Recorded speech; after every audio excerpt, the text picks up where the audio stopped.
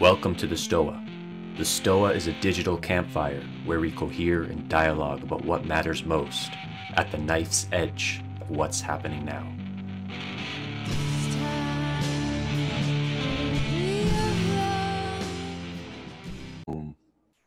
Welcome to the Stoa. I'm Peter Limberg, the steward of the Stoa, and the Stoa is a place for us to cohere and dialogue about what matters most at the knife's edge of this moment. And today we got Donald Robertson, Big D, is in the house. So we're going to do a little something different here. We're going to do a little ice-breaking exercise. I'm going to throw everyone in breakout rooms for 2 minutes, 1 minute each. Just introduce yourself, maybe how you you heard of the Stoa or this event, and what is your expectations for today, and just get to know each other, and then we'll come back here and we'll start the exercise. So I will do that now. Boom, boom, boom. Begin. I think people are coming back. All right, everyone, welcome back. Hope you had a fun little icebreaker. So today, as I mentioned, we have Donald Robertson visiting the Stoa, and Donald is really the central node for the modern Stoicism movement. Without him, Stoicism probably wouldn't have the buzz it has today. He's the organizer, probably the central organizer for the annual Stoic conference, StoaCon. And he's just a general Stoic super user, author of a few books like How to Think Like a Roman Emperor, which has just recently came out, Stoicism, the Art of Happiness, and the Philosophy of Cognitive Behavioral Therapy and how it relates to Stoicism.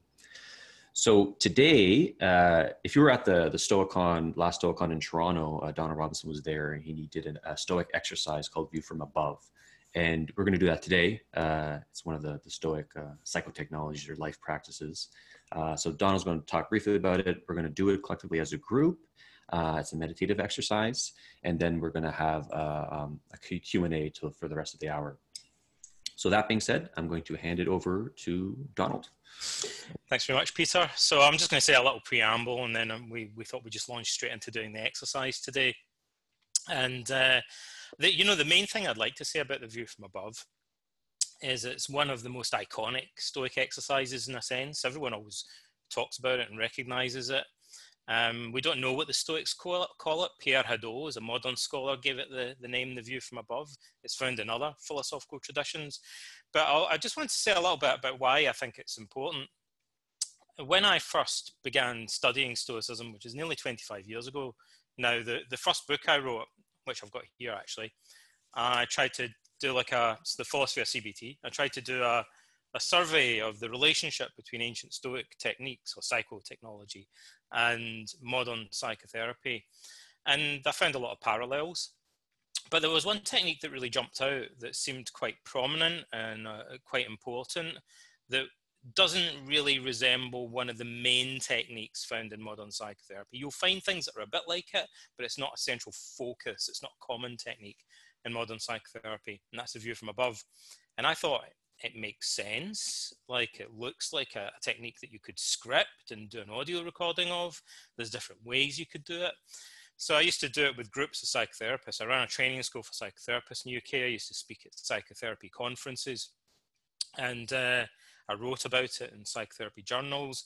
And I had roomfuls of hundreds of psychotherapists doing it and stuff. So I got to get their feedback on it, and they really enjoyed doing it. And so I did an audio recording and I put it online. And a chap called Patrick Usher, who was a PhD student at the University of Exeter, found the recording and played it to a group of graduate students there. And he had been doing this thing called Live Like Galen for a week. Marcus Aurelius' court physician, following his health and lifestyle advice. And so Patrick thought we could take this and we could do Live Like Marcus Aurelius for a week. And he went to his supervisor, who was Christopher Gill, who's now Professor Emeritus of Ancient Thought at Exeter University. And so they started experimenting with the recording, and then they got me to go down to Exeter with a bunch of other people. And that was the beginning of the Modern Stoicism organization in 2011 or 2012. And it was the beginning of what we now call Stoic Week. So the whole thing, in a sense, began because I looked at about 18 different psychological techniques I found, and this one jumped out because I thought, we don't really do this in psychotherapy, but we could. And then we started doing it, and people really liked it, and they thought, yeah, we should be doing this. And then that became the central technique of the online course that we ran every year. So a little bit of the history and how it seemed to kind of appeal to people. And so with that in mind, I thought we could just launch straight into doing the exercise if everybody is ready to begin. So let's begin. You can do this process either seated or lying down if you want. So take a moment to settle into your posture and make yourself comfortable. And close your eyes and relax. Be aware of your breathing and notice the rhythm and pattern of the breath. And do nothing for a while. Just be content to contemplate your breathing more deeply. Now begin by paying attention to the whole of your body as one, from the top of your head all the way down into your fingers and down into your toes. Be aware of your whole body, every nerve, muscle and fibre. Don't try to change anything. Don't try to stop anything from changing. Some things change just by being observed. Now just imagine that you're taking a step back and looking at yourself. And it really doesn't matter how vividly you can picture yourself, it's just the intention, just the idea that counts. Imagine you can see your body posture, your facial expression, the colour and style of your clothing. Now keep looking at the image of yourself resting there and imagine leaving the ground as you gaze down at your body. You begin floating serenely upwards, slowly, continuously, rising upwards. All the while your gaze keeps returning to your body, which remains there below you as you rise above it. Keep looking down toward your body as you float higher and higher. You can imagine the roof and ceiling disappearing, allowing you to float freely upward. Gazing down, you see yourself relaxing comfortably below in the building, looking content and contemplative. You can see all the rooms and any other people around. As you continue to float gently higher and higher, your perspective widens more and more until you see the whole surrounding area. You see all the buildings nearby from above. You see the people in the buildings and in the streets and roads.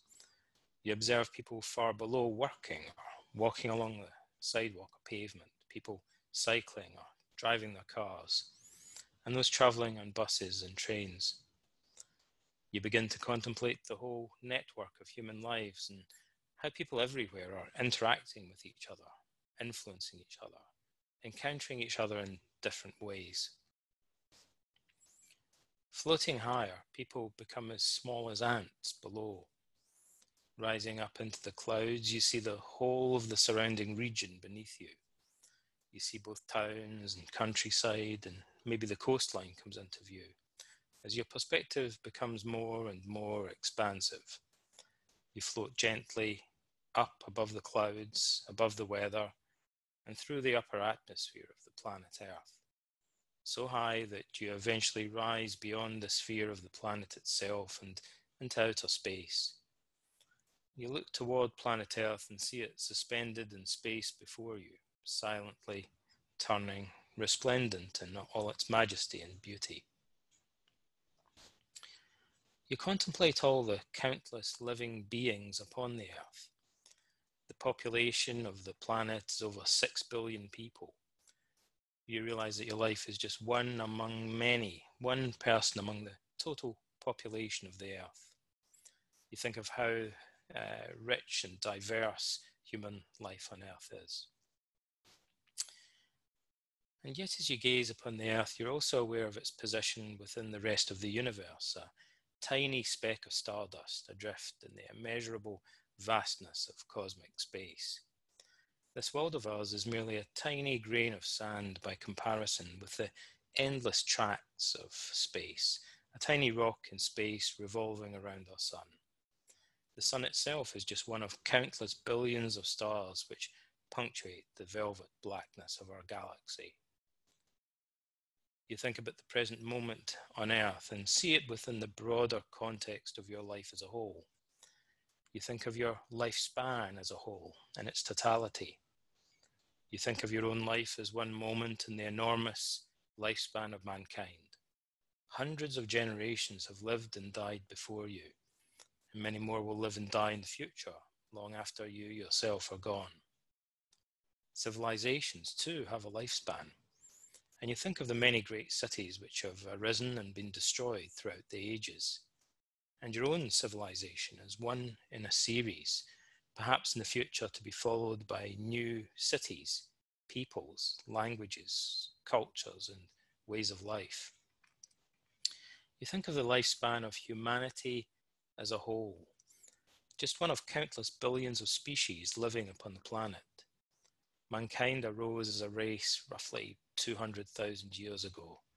Animal life itself first appeared on Earth over 4 billion years ago. Contemplate time as follows. Realize that if the history of life on Earth filled an encyclopedia, 1,000 pages long, the life of the entire human race could be represented by a single sentence in that book, just one sentence.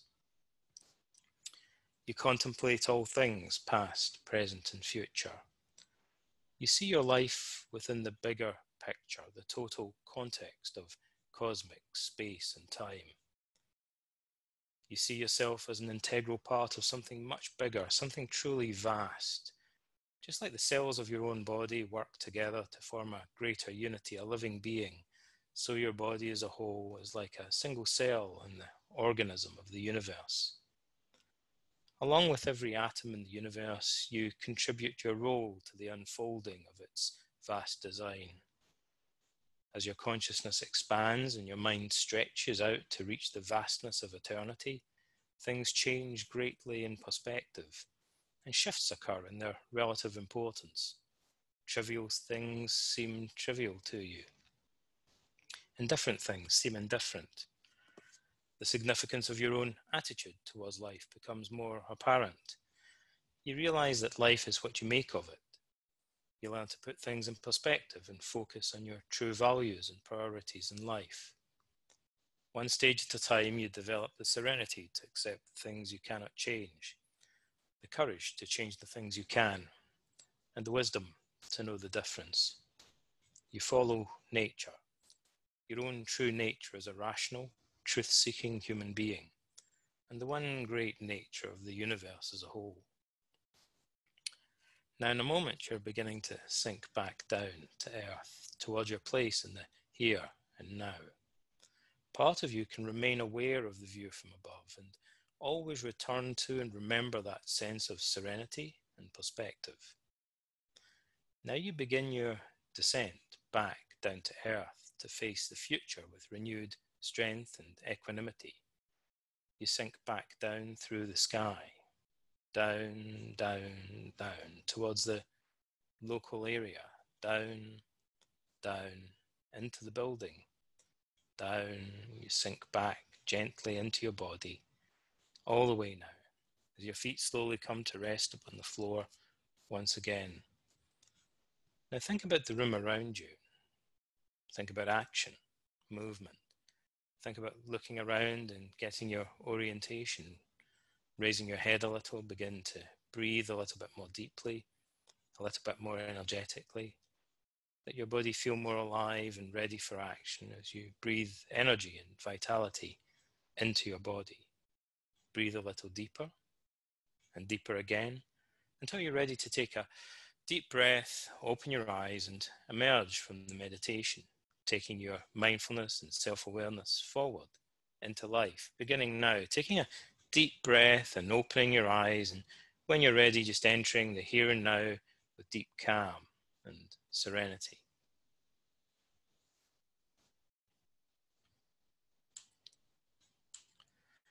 So there we are, the view from above exercise, a slightly abbreviated version of the recording actually that we use for Stoic Week. So if it's okay, I don't know how we are for time, Peter, but maybe do you want me to talk a little bit more about the significance of the exercise, and then we'll do some Q&A in a little bit. Yeah, I think that'd be good. Maybe Yeah. talk a little bit more, and then if you have any questions, start putting in the chat box now, and then I'll call on you when we have the Q&A portion. Cool. Okay, so I'll just mention a couple of little bits of trivia that I think might be useful, because I assume most of you are quite familiar with Stoicism. So I'll just tell you some bits and pieces about the view from above. So first of all, when I was comparing it to CBT techniques, I couldn't find a technique that was similar to that. But all of the Stoic techniques can be understood in terms of the broad cognitive strategy in a kind of abstract sense. So there are techniques that involve expanding our awareness of time or space, but they don't take exactly the same form as that. So one of them actually in CBT would be when somebody's worrying about something. One of my favorite techniques, I think one of the most powerful techniques, there are visual techniques, physical techniques, emotional techniques, verbal, cognitive techniques that we have in therapy. We can lump together what Peter calls a psychotechnology under these different categories. So this is a verbal technique. So if somebody's worrying about a feared catastrophe, we can just say, what do you think's probably going to happen next? So I think my girlfriend might dump me. Well, what do you think's probably going to happen next? Well, I guess I'll feel really sad about it. And then what do you think's probably going to happen next? Well, I guess I'll sit at home and cry in my beer. And then what's probably going to happen next? Well, I guess eventually I'll have to start going out and socializing again. What's probably going to happen next? Well, I guess eventually I'll meet someone else. And then what's probably going to happen next? Well, I guess I'll have another relationship. And so we can encourage people just by asking that question to expand their temporal perspective a bit. And that is a very powerful form of decatastrophizing. There are techniques I know from teaching therapists that look cool on paper. And then there are techniques that are hard to explain that work very robustly in practice. And that's a technique that's so simple that people might overlook it, but it works very robustly in a consulting room setting. So almost always, if you just ask that question repeatedly, it has a very simple, very powerful effect. Another technique is future self-therapy or time projection or whatever. We have lots of different names in the therapy field for the same techniques. So we might get someone to put themselves in the future, imagine themselves 10 years from now looking back on their current situation, imagine what advice their future self would give them. And that's another way of kind of broadening your temporal perspective.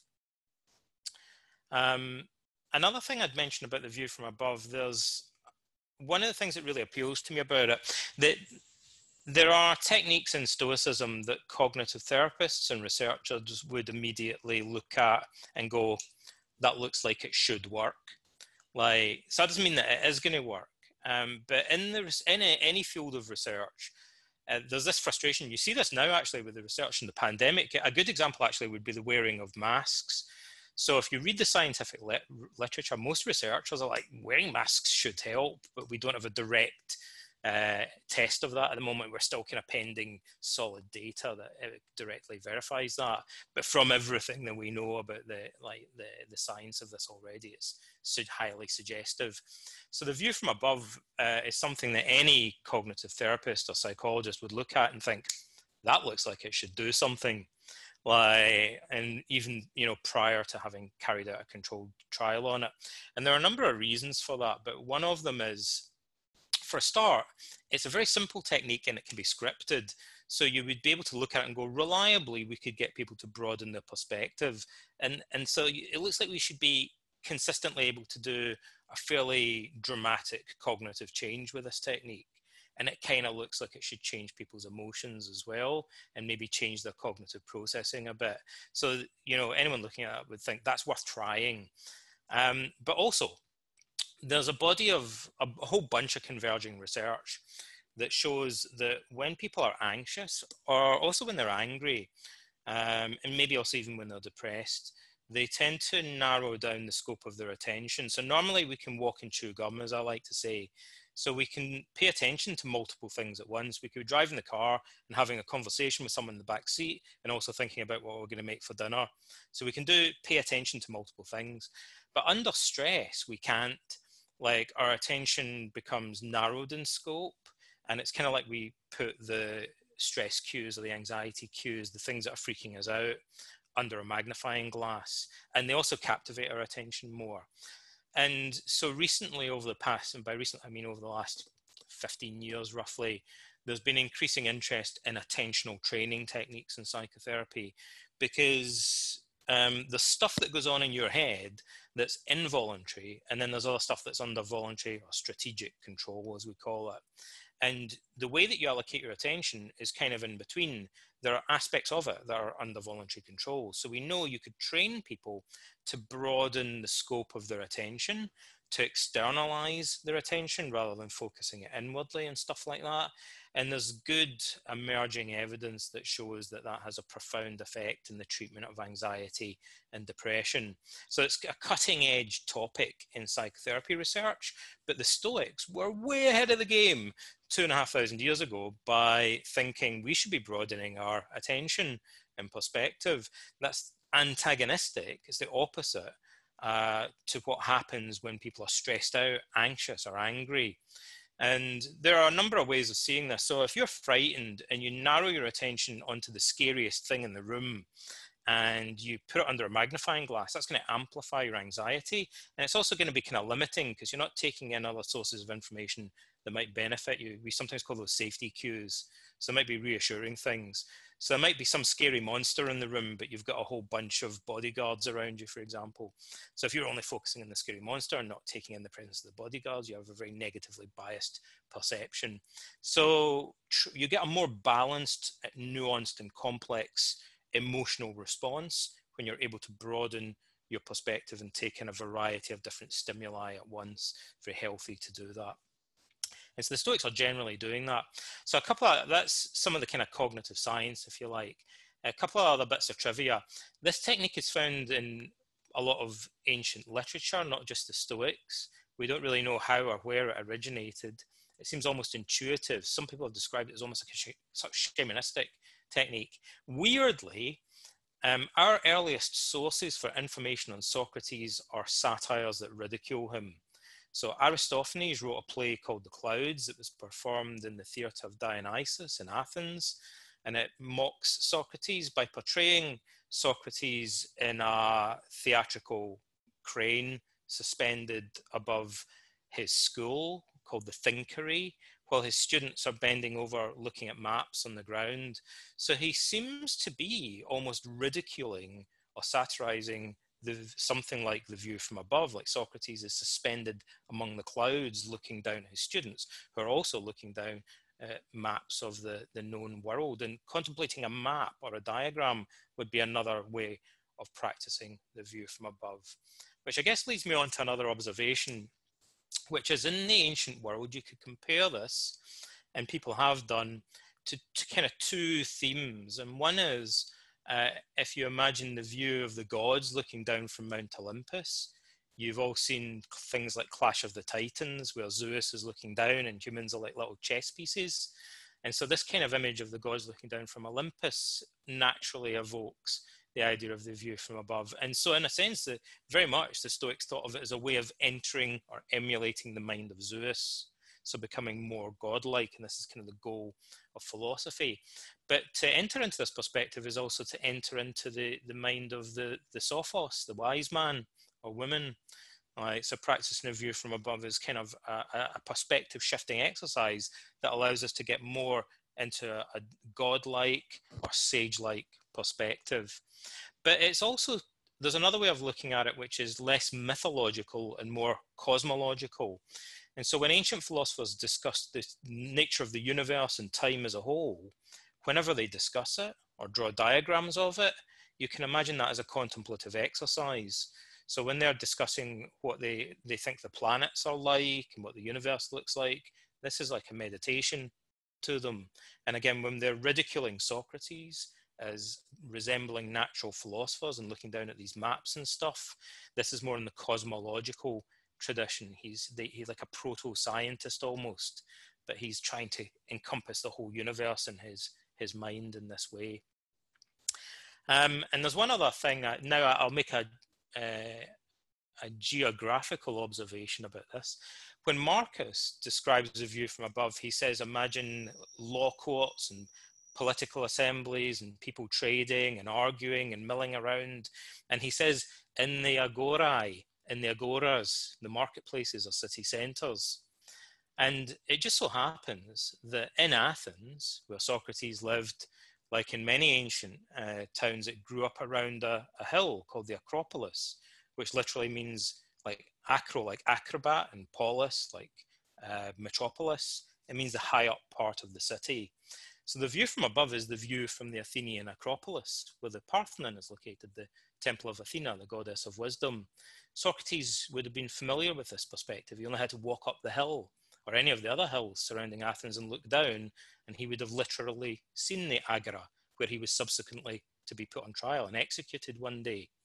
So if you think of it, when Marcus Aurelius is describing this, he very much sounds like he could be describing the view from the Athenian Acropolis. Literally, you could walk up there and look down on the agora.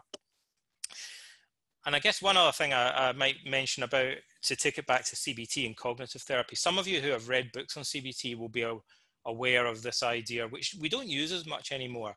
But in second wave CBT, there was a lot of talk about thinking errors or cognitive distortions, and they are kind of useful in some ways. So one of them is called selective abstraction. And Beck defined that as the process of focusing on a detail taken out of context and ignoring the most salient features of the situation, such as safety cues, and conceptualizing the whole experience on the basis of this element, which is a convoluted way of saying it's selective thinking, selective awareness, like it's also called having a mental filter. I would also call it a lie of omission to yourself, or a half-truth. So one of the cognitive distortions is taking things out of context, and putting things back in a broader context would be like what the Stoics are doing with the view from above. And this thinking error or cognitive distortion or bias is also linked to other errors that we call magnification or catastrophizing, because when we put things in a bigger context, we're more likely to decatastrophizing them. And also to overgeneralization, because when we think of things in terms of a much bigger context, we're more likely to see them as part of a more complex and varied and diverse, richer experience, and less likely to overgeneralize on the basis of a single abstraction. So we can think of this in terms of rectifying thinking errors as well. And then there's one more thing I'd say before I guess we have some discussion. Pierre Hadot is one of my favorite scholars in the Stoicism field, one of my favorite academics, said that the view from above, in a sense, is one of the most important Stoic contemplative exercises, because especially if you practice it a bit, you realize it kind of brings together many of the other Stoic themes. So sometimes people can get lost in the weeds of Stoicism. Like I said, there are 18 distinct psychological techniques that I identified in the first book that I wrote about it. But many of those techniques are evoked by the view from above. So for example, some of the concepts and techniques are, when we think of the view from above, it's closely linked to Stoic theology, because the Stoics were pantheists and they believed the universe as a whole was divine. So if you believe the universe as a whole is sacred, then you have a kind of religious obligation. Piety would consist in trying to contemplate the totality of things, to put the universe back together. And that's doing the view from above. It's contemplating God for the Stoics. And also the Stoic idea of determinism, like seeing things as having physical material causes leading up to them in particular, is a major part, not being surprised by things. So when we do the view from above, we think of things within their historical context. That's linked to Stoic determinism. It's also linked to the Stoic contemplation of impermanence, or the transience of things, because when you broaden your temporal perspective, you have to take in the moment when you have something, but you also imagine the potential future when it's going to be gone, or the time before it even existed. And then that would apply to yourself as well. So it's also linked to melite thanatou, or the contemplation of our own mortality. If you do the view from above and think about your life within the history of the universe, you'll necessarily think of it as a small blip, and you'll think about the time before you were born and after you'll be gone. Another theme for the Stoics is the reversal of fortune, the wheel of fortune, that someone might lose a girlfriend and that seems like a catastrophe, but then later they might find another one, a better relationship. They might lose a job and find a better job. They might win the lottery, but then might go on to lose all their friends or squander the money on drugs or something. So this idea that fortune goes up and down, and there are many reversals of fortune, is something that we necessarily evoke when we start to picture the bigger perspective.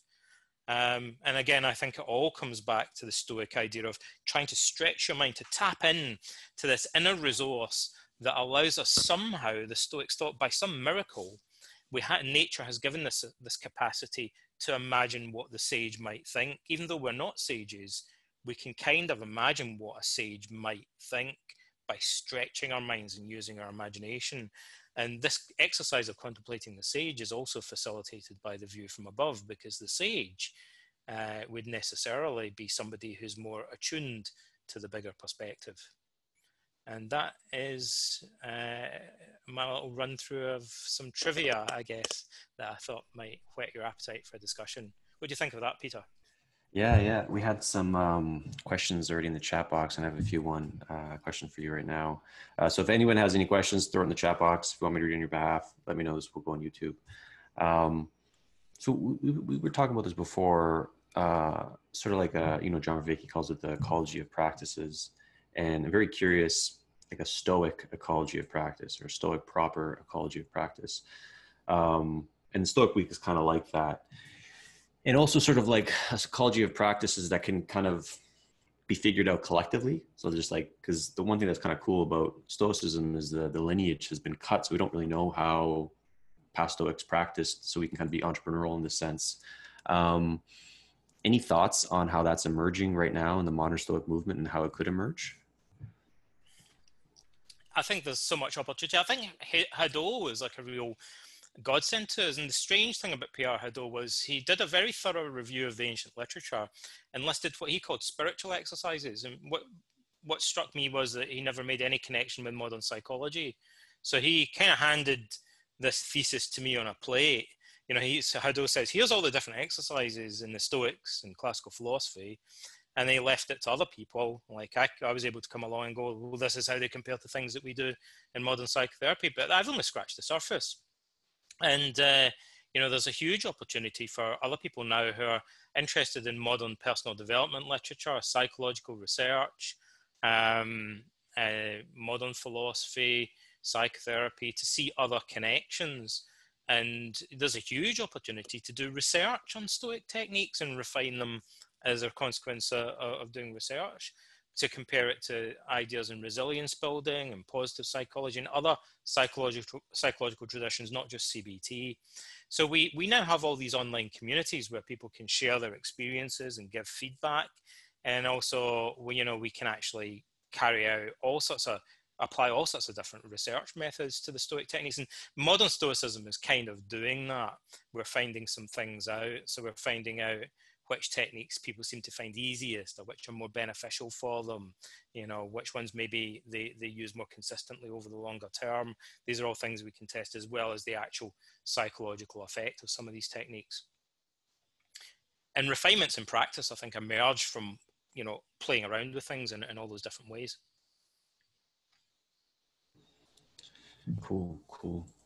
Okay, so Pranab, if you want to unmute yourself and read your question. Sure. Thanks for the exercise. Thanks for your work. It's been really great. From your research and experience, what are some of the limits of CBT and other cognitive behavioral techniques where other techniques could be more effective? And are there certain conditions or mindsets of people of like where you kind of draw that line?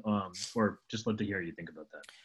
Oh boy, that would take a whole day. Like a lot of good questions, I could probably talk all day about that. So I have to think of the best way to give you the kind of TLDR abbreviated version.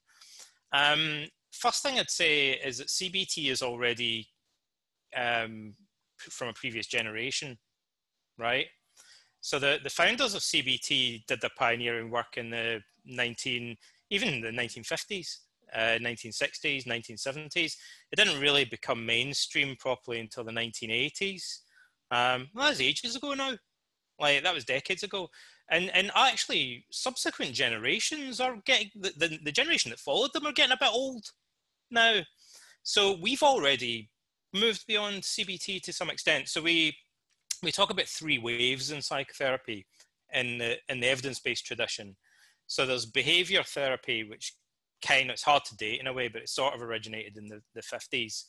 And then the second wave of Beck and Ellis and cognitive therapy, its heyday, if you like, was in the sort of 60s, 70s, 80s. And then from the 1990s onwards, we have what we call the third wave of CBT, or acceptance and commitment therapy, and other mindfulness and acceptance-based approaches. So I don't know, there are 2 ways I could answer you. One is to say, well, what if we look even beyond that stuff? Like, but I think we're kind of still in the middle of the third wave. So maybe I would say the things we know are, one of the limitations of CBT is that it's kind of overly analytical and verbal, and people that are prone to overthinking, like some clients with obsessive traits like OCD, health anxiety, generalized anxiety disorder. Even some depressed clients are prone to kind of ruminate, overthink, overanalyze things. And traditional or second wave cognitive therapy sometimes backfired with those clients. So I'll give you a concrete example of that.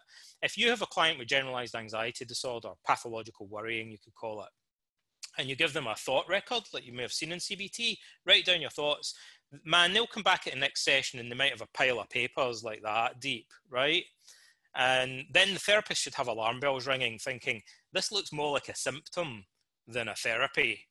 Like, it looks like they've turned the therapy into an extension of their symptom. So they're writing way too much stuff, and it's probably not beneficial beyond that point. So the third wave approaches have focused on actually a kind of meta approach, getting people to step back from their thinking and notice when the thinking's going on too long, notice the consequences of the style of thinking, and basically to learn to manage rumination or perseverative thinking styles. That's an important part. Another thing was that second wave CBT acknowledged cognitive distancing, but Beck thought that if you're going to dispute people, if you're going to get people's faulty thinking and then get them to weigh up the evidence for it, which is what we used to do in second wave CBT, still do in some ways, is a precursor to that, a prerequisite to it. It has to be up for debate. So if somebody thinks this is a catastrophe that I've lost my job, and you're going to get them to weigh up the evidence for that and so on, that they have to be able to think, well, maybe there are other ways of looking at it. But if they think, no, it just is a catastrophe, it's a fact, then they don't have enough separation to even begin questioning it, right? So Beck thought, well, before we even get started, we're going to have to get them to realize that they're catastrophizing it, that this is just one arbitrary way of looking at it, and there might be better or alternative ways of seeing it. And then, so he'd get clients to do that, and then he'd say, okay, let's weigh up the evidence for whether or not it's a catastrophe and so on, right? But what people realized was that the cognitive distancing approach was far more powerful than they realized, and maybe that could almost be a whole therapy in its own right. And they realized that when you get people to just focus more on the distancing, it starts to kind of resemble stuff that goes on in mindfulness meditation practice. Because if you're doing meditation, you don't start shredding all your thoughts and weighing up the evidence for them. That would be like overthinking. If you notice a negative thought, you just kind of take a step back and look at it and go, oh, hi, and respond as if it's just a cloud passing across the sky. You don't get in a debate with it. And so the idea of just doing cognitive distancing would be kind of like meditating. And so for 10, 15, 20 years or so, people have been doing research on that, and they've substantiated that hypothesis. It's clear now that cognitive distancing might be more important than cognitive disputation, and that encouraging people to do too much disputation might have been kind of leading them down the wrong path in some cases. So that's one answer. But then I would say that in some ways the Stoics already knew that. I think you don't actually see the Stoics putting the same kind of emphasis on evaluating evidence that Beck did. You know, what they go on about is just realizing that our value judgments are fundamentally misplaced, and that they're the source of our suffering, and that's cognitive distancing. So I think it was kind of a mistake when people thought that Stoicism resembled Beck, because Stoicism kind of went beyond Beck, and in some ways it's more like the third wave approaches that have emerged subsequently. I hope that answers your question. That was great. Thank you. Cool. To piggyback on that, David, you had some thoughts to share on CBT and some Buddhistic traditions, I believe. Sure, Donald, I welcome your reflections on, so I work at a CBT clinic. I'm also a meditation teacher. And in the 10 plus years I've been there, people have gone from whispering that they're looking forward to my talk on mindfulness to actually doing some research on mindfulness. I'm also currently looking at Hadot and Socrates, and to keep it brief, ways in which early philosophy was a transformative and essentially spiritual enterprise. CBT is still kind of inheriting the positivist science envy. Get things that are measurable, get things we can put onto a survey. In general, what's your take on the relationship between CBT-informed psychotherapy and what's traditionally been more categorized as spiritual, even religious practices in humanity? Well, that's another PhD thesis type question that I could talk about for like a week or something. So I'll try and think what would be the best thing to select out and focus on. I mean, I'll answer it my way, really, and then maybe I'll have a think about what you might be driving at. When I wrote this book, funnily enough, one of the things I said in it is that, look, it seems to me, as a third, like actually before I even discovered Stoicism, I felt as a CBT practitioner that the fundamental thing that determined our thinking errors and so on were our moral values. And I thought, for example, if someone's really materialistic and everything for them turns on accumulating wealth, or if somebody's really kind of preoccupied with what other people think of them, that's kind of their philosophy of life. You know, those are their underlying values, and they inherit them to some extent from the prevailing culture. And you know, we can get people to reevaluate those in therapy, but there's kind of a problem with doing that in a way, which is this thing of therapist neutrality. So you can kind of go so far in a conventional consulting room setting, but arguably the therapist shouldn't try and indoctrinate the client into a particular set of moral values. You know, certainly if you phrase it like that, people go, oh, no, like the therapist shouldn't be indoctrinating the client. Now, what you might assume if you're a Socratic would be that if you get people to reflect and question their values, they're often going to end up in a similar place. But nevertheless, I felt that, you know, people used to say to me, do you teach Stoicism to therapy clients? And I used to think, well, yes and no. Usually in practice, what happens is that they know that I write about Stoicism, and so they jostle up and ask me about it. But I can't start teaching Stoicism to people in the way that I do CBT with them, because Stoicism is a moral philosophy. Like if they're a Muslim or a Christian or a Marxist or whatever they are, the values implicit in Stoicism might conflict in some ways with their existing moral values and worldview. So I can kind of introduce it and talk to them about it, but I can't just indoctrinate them into Stoicism. They might not agree with it as a philosophy. So there's an interesting question there, though, about whether certain worldviews and sets of moral values nevertheless might turn out to be healthier than others. And I feel that the Stoic worldview is healthy, but I do wonder whether, although it can kind of come into the traditional consulting room therapy in some ways, whether there's a slightly different role for Stoicism as something that people elect to embrace at a deeper, more moral and philosophical level, almost like converting to religion, like converting to Christianity or something like that. And I do wonder whether there's a little bit of that with introducing Buddhist themes to clients in therapy.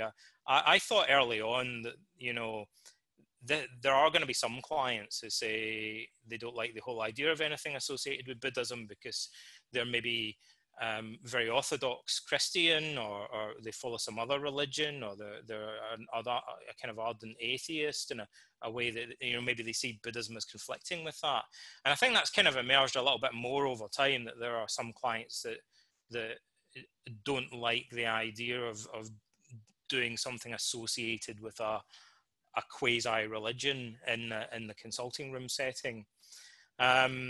So I think Stoicism's greatest strength is its greatest weakness in a way. It's too ideological, it's too kind of moral, it's too spiritual in some ways to be delivered in a normal CBT framework. But in other respects, that's precisely what makes it so profound and so powerful. I wonder what you think of that. I don't know if that answer gets to the gist of your question or not, but that's kind of where I came at it from. Well, it very much touches on it. And I'm rather overeducated in both arenas, psychotherapy, PhD, and a couple of master's degrees in religious studies, and advisors in each department who are pretty sure I belonged in the other department. Yeah. The emphasis I'm hearing as sort of the healthy heart of psychotherapy, CBT, Stoicism, is on the actual experiential procedures, on the actual practices. And of course, Hadot emphasizes that, as you've pointed out. So finding, you also alluded to Socratic methods, getting people to connect with what they already know and kind of setting aside some of the categories, the boxes, this is such and such a religion, or this is such and such philosophical tradition. We've always got that sort of inheritance. But again, the healthy heart seems to me, if you want to help somebody change, love them the way they are and help put them in touch with what they already know with that kind of toolkit of practices. Okay, in that case, and in response to what you've said, I think I would need to introduce a distinction. There are a bunch of techniques in Stoicism and concepts that we can apply.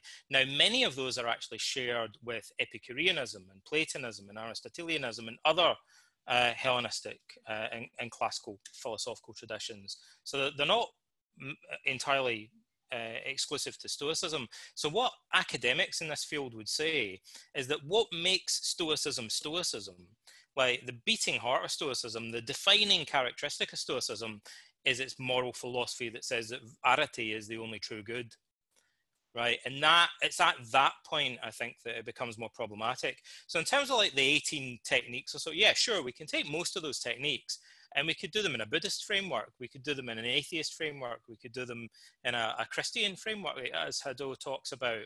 But people would say, well, is that Stoicism anymore? Are those just kind of accidental features of Stoicism that you could also have taken from Epicureanism as well? The thing that Marcus Aurelius thinks defines Stoicism, and the things that the other Stoics think really define their philosophy and make it what it is, would be this idea that arete is the only true good. And that would arguably clash with, it might not be completely irreconcilable with, but it's certainly on the face of it, there's a real question mark over whether you can reconcile that with Christian ethics or Buddhist ethics or Marxist ethics, like, because it's essentially a particular moral doctrine. And what intrigued me was that I believe that following that moral doctrine has mental health benefits and contributes to emotional resilience, but it might be that some people don't agree with it. And they hold different moral values that clash with that. In which case, if they took the techniques from Stoicism, they might end up turning it into something that's more like Epicureanism or more like Greek skepticism or something like that. But definitely, in terms of just taking the techniques out of Stoicism, sure, we can absolutely assimilate those into psychotherapy. But the question people will then raise is this still Stoicism that we're talking about? Or is it just a kind of eclectic derivative of Hellenistic philosophy? Although there's nothing wrong with doing that. Okay, we are about at the hour mark, so we're going to stop the questions there. There was a few other questions we didn't get to. So, Donald, is there anything you'd like to leave people off where they can find you, what you're doing right now with the modern Stoicism movement? Yeah, a couple of things that might be worth mentioning. So I don't know if you guys have heard, but there's this thing happening at the moment called the pandemic, and it's been in the news a lot and stuff. So we have a conference every year, and we're not going to be able to do that this year. We're going to have it in Toronto. So like everyone else, and as we're doing right now, we're probably going to end up having it on Zoom or something similar around about October. So just to give you the heads up about that, we haven't really announced all the details yet, but we do have a bunch of speakers ready. And so we're going to have an online virtual conference for Stoicism around about October. So go see the modernstoicism.com website. So Modern Stoicism, in case anyone doesn't know, is a non-profit organization headed by Christopher Gill, and it's run by a multidisciplinary team of volunteers, myself included. And so it runs the conference and Stoic Week and all these other things every year. So go to modernstoicism.com for information and support the organization. We've got a new podcast out as well. You can find information about that there. In terms of what I'm doing something that no one's going to hear much about for about another year, but I'm working on I'll show you the picture. That's the poster from the graphic novel that I'm doing.